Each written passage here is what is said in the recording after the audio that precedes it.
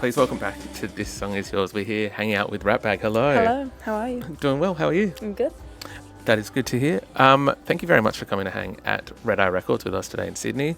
We're here to celebrate the brand new single from yourself. It is called Juliet Juliet. Firstly, congratulations on this song. Thank you very much. How are you feeling with it coming out in the world now and being able to be enjoyed by everyone? I'm very, very excited for it to be out. It's very gay, and I'm very happy to have something so gay out in the world. It is a fantastic track. I'm glad to hear. The single, I kind of want to talk about the origin or the idea, inspiration behind it. From my understanding, and please correct me if I'm wrong, is that it's on, like, your ride or die, whether that's romantic or not. It's a track about that one person you've always got by your side. Wondering what inspired the track, I guess, initially, and what brought on the idea. My bestest friend in the whole wide world inspired the track.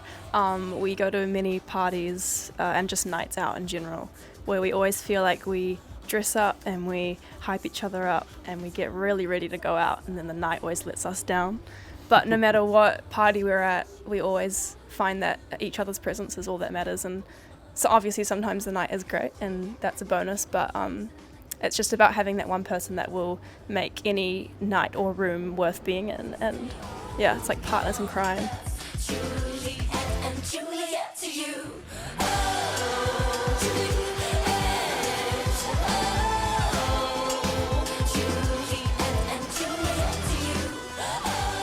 I love that. I absolutely love that. The track does have like a very almost like driving kind of piano line. Yeah. Similar to like the pulsing kind of beat of like a night out. Is that kind of where the Sonics first song came from? Yeah, for sure.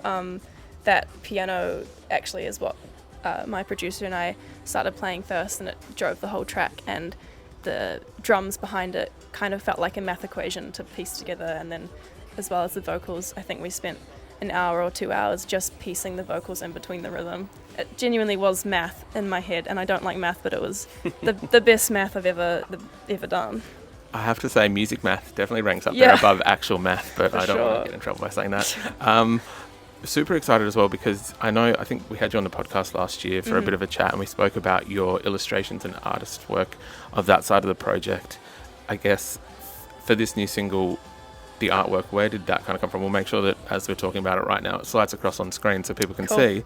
But can you talk us through the artistry of, like, I guess the illustration side of the Well, project? I like to do artwork for all my singles and everything. And so I also like to create characters for these. So Juliet and Juliet, I'm supposedly one of the Juliets, and the other Juliet is the lover. And so she has her own character. She's like a vampire-y, creepy, otherworldly creature. So we created her through prosthetics, and she's in my 2 music videos. And that was basically me just putting her into a drawing form, which is where she started, and just drew us in front of a bathroom mirror, putting our lipstick on. So Absolutely love that. It's a fantastic image. We'll make sure again that it is posted across this video. Before we get you to pick out some records for us, which is the purpose why we are here, I would like to know, you're in Sydney playing some shows with Magdalena Bay this tour. How are the shows going? amazing. As of right now, I've just played one, and it was just so cool. The Magdalena Bay fans are really, really, really amazing to play in front of, and my heart felt very warm and fuzzy, and I got to walk kind of along a balcony at the end after I came off, and everyone looked up and cheered for me, and I was going to cry, so that was very nice. Oh, that's lovely. I'm so glad to hear that. Lastly, it seems like a silly question not to ask you because we've got you here. Any future plans for 2025? Anything that we can talk about? Yes, I have a very exciting project in the works, very close to being done, and there will constantly be more of my world unfolding into the world. Very exciting to hear. We'll make sure whenever that kind of is announced or is put out into the world, we'll share it on across our socials and podcasts. But for now, we'll let you go pick out some records and then come back to you, talk through them. Amazing. Let's do it. Awesome. Thanks. Juliet to you.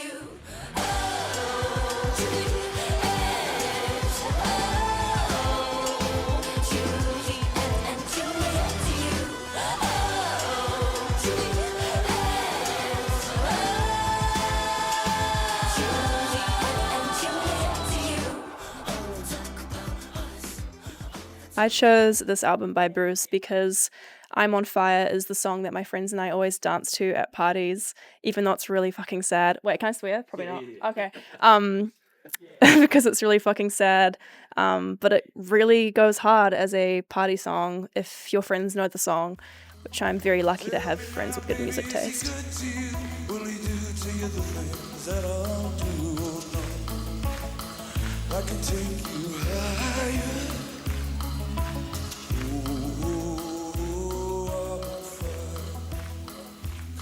I don't know how to show it. This album by the Yeah Yeahs is one of my all-time favorites. The Yeah Yeahs, that's my mother. The Yeah Yeahs, Karen O from the Yeah Yeahs made the soundtrack for my favorite movie, Where the Wild Things Are. So I am a big fan of her and her songwriting. And my favorite song from this album is Soft Shock.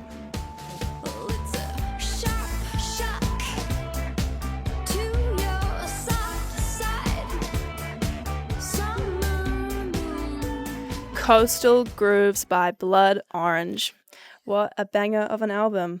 Blood Orange was my most listened to artist on Spotify last year by far. My top 5 songs were all Blood Orange. I've had a very big phase, and I don't think it was a phase. This is a very good album. I would recommend it to everybody in the whole wide world. Hooray.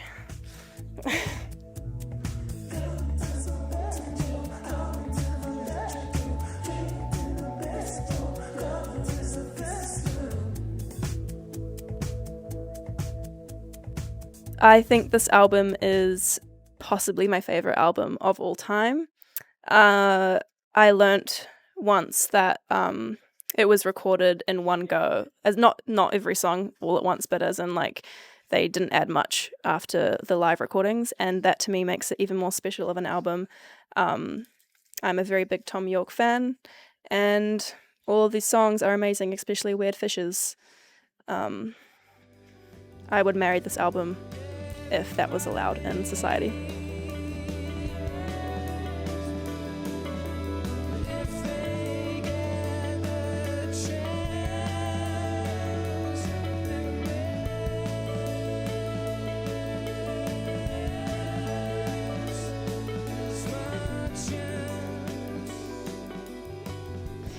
Gorillaz are a very big inspiration for me, and they always have been. They are one of the only artists I find that really explore the artist side of being a musician, which is my jam. So this album is probably always going to have a special place in my heart. And I would say my faves from it are Dirty Harry, Feel Good, and Dear. Dear is constantly playing in my head, even if I'm not listening to it.